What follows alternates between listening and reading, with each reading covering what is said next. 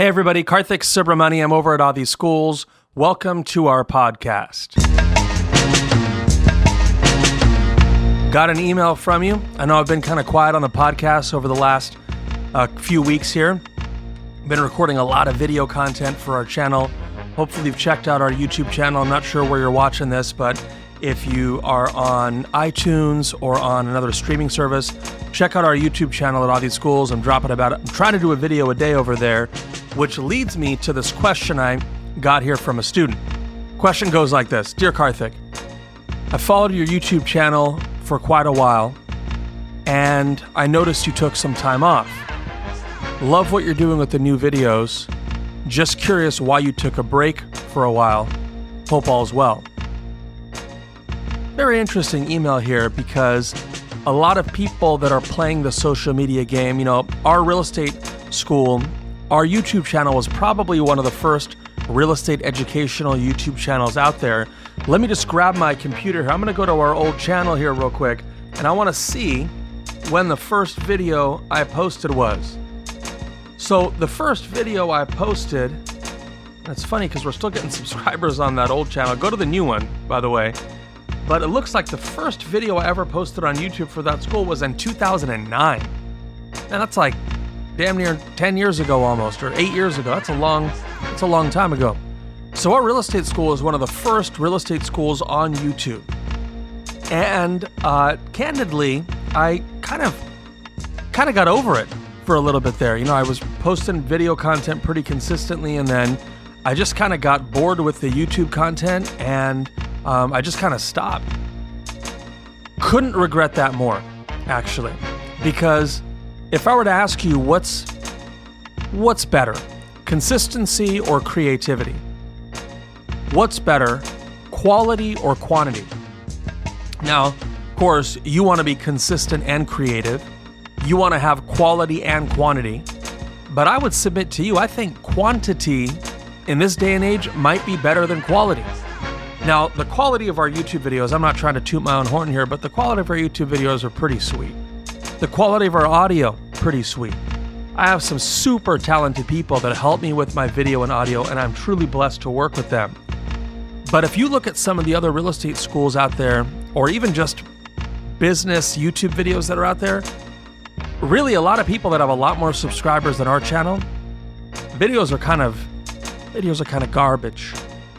You have, video that looks like it was shot with a backup camera on a Toyota Camry, audio that sounds like it's a soup can and a string into a camera. I mean, it's pretty rough.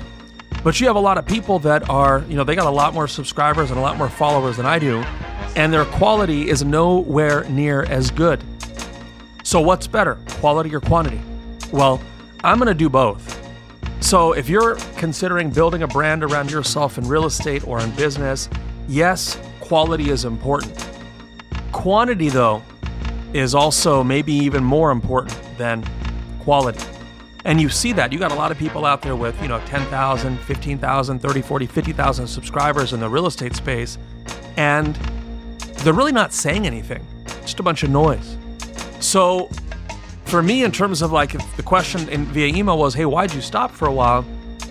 I don't actually know why I stopped. I just kind of got bored with it, and, putting out content consistently was a challenge for me. But now I got a new goal. My goal over the next 12 months is to put out 1,000 videos and podcasts over the next 12 months. 1,000. Now I'm going to play the quality game with the quantity game. So, and by the way, in business, it's not always about how many subscribers you have. It's not always about how many followers you have. It's about how many of those subscribers and followers are directly engaged with you and your brand.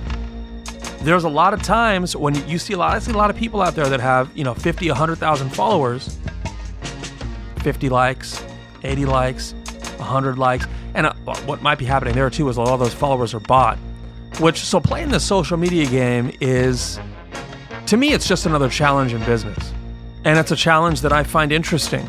So social media influence, an audience, it's an interesting thing. And, that's just my story. I think a lot of people that just because I'm in the classroom, I'm in front of clients, I don't have a wall around me. I mean, if you want to call me at the office, we can talk. So I think a lot of people kind of know me, and they see all the work that I'm putting in on YouTube and on Instagram now, and they're like, hey, you were going pretty hard on YouTube there for a while. What happened?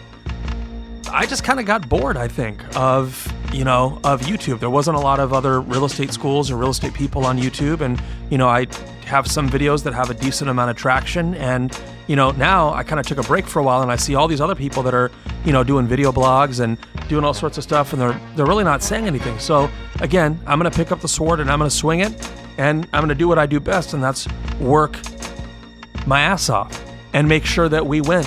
So the lesson here, really, if you're listening to this podcast, is if you have a social media presence, or even if it's not social media, if it's just business, you just can't stop. Once you stop, it is going to get very hard to get back on that treadmill. It's kind of like the gym.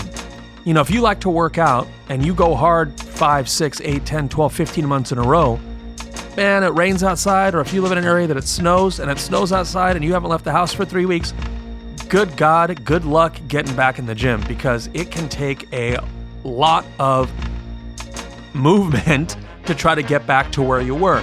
So no matter what it is, if you're studying for the real estate test with our school right now, don't take time off. Trust me, the more time you take off, the harder it's going to be to get back on that horse.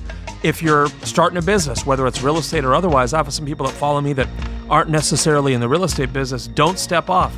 Once you step off that horse, it's going to be a really, really, really hard thing to get back on it. So the lesson here for you, again, is it better to be creative or consistent? I'm going to have to vote with consistent. Is it better to have quality or quantity? I'm going to have to say quantity.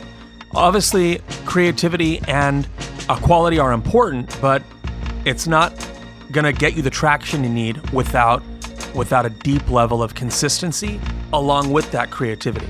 Don't forget to follow me on Instagram. If you're seeing this on YouTube, share this video, like it, and subscribe if you liked it. We'll catch you guys next time.